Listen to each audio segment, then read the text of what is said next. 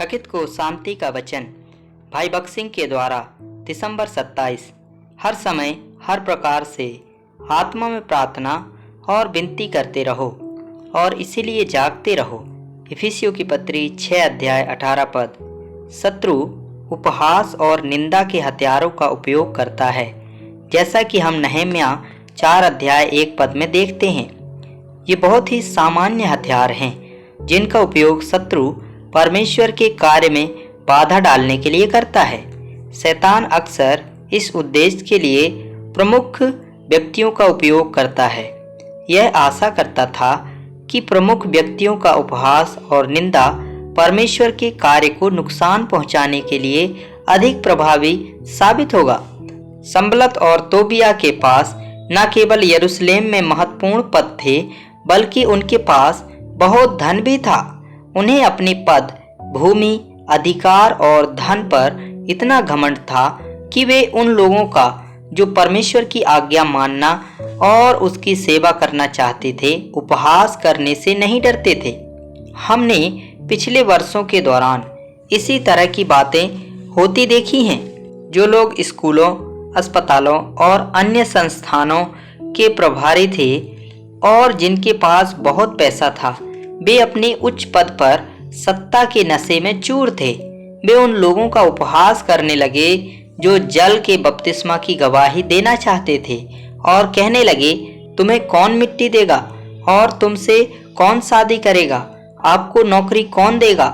तुम्हें कौन खिलाएगा? और इसी तरह शैतान युगों से परमेश्वर के उन सेवकों को जो उसकी आज्ञा का पालन करना और उसकी सेवा करना चाहते थे, विरुद्ध उसी हथियार का उपयोग किया। लेकिन हम प्रार्थना के जो हमारे मजबूत और प्रभावी हथियार के लिए परमेश्वर का धन्यवाद और स्तुति करते हैं, जो शत्रु को हराने के लिए पूरी तरह से शक्तिशाली है।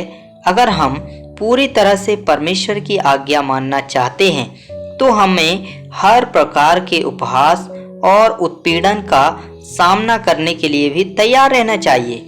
जब नहम्या और उसके सहायकों पर शत्रु ने हमला किया तो वे प्रार्थना करने लगे। जितना अधिक उन पर शत्रुओं ने हमला किया, उतनी ही अधिक उन्होंने प्रार्थना की। इसी तरह हम शत्रु के सभी हमलों से निराश नहीं हुए, बल्कि हम प्रार्थना करते रहे और ईश्वर से सहायता मांगते रहे। हमने अनुभव से पाया है कि जिन लोगों ने शुरुआत में हमारा मजाक उड़ाया था, वे अब हमसे भीख मांग रहे हैं कि हम आकर उनकी सहायता करें, उनके लिए प्रार्थना करें या उनके स्थान पर सुसमाचार प्रचार की सेवा करें। यदि हम सब उपहास सहन करते हैं तो उचित समय पर प्रभु हमारी सहायता करेंगे और हमें उन लोगों के लिए आशीष देने का माध्यम बनाएंगे जिन्होंने पहले हमारा उपहास किया था। हमारा कर्तव्य केवल स्वर्गीय दर्शन के प्रति सच्चा रहना और प्रार्थना करते रहना है। कुछ बातों में हम पाते हैं कि शत्रु परमेश्वर के कार्य में बाधा डालने के लिए विश्वासियों के बीच विवाद और संघर्ष लाता है।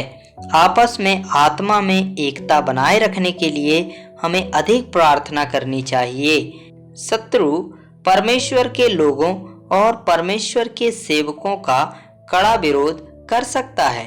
केवल कठिन परिश्रम करने और निरंतर प्रार्थना करने से ही हम निश्चित रूप से शत्रु के आक्रमण को पराजित कर सकते हैं।